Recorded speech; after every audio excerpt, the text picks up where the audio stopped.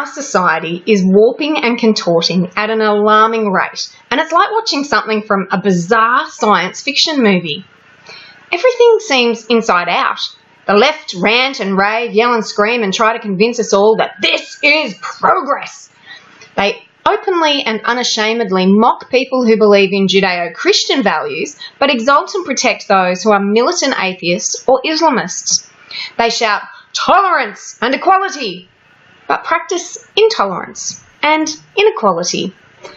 Some on the left are utterly intolerant of anyone who worships a peaceful, loving God, but at the same time, they actively protect and defend the worship of a warlord, rapist, misogynist, and racist.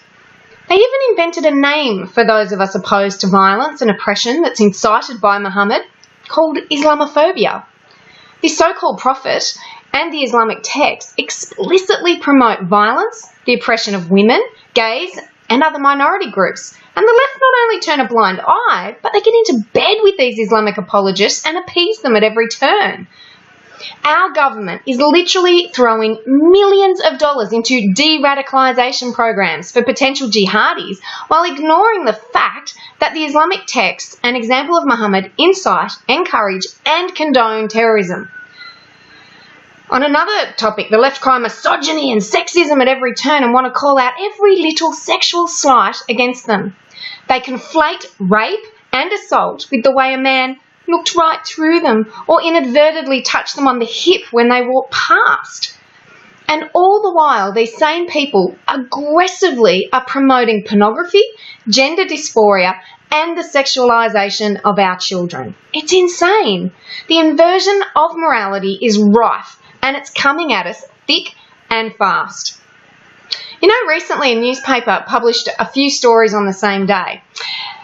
There's bizarrely some groups of people who are getting upset over the murder and inhumane treatment of chickens.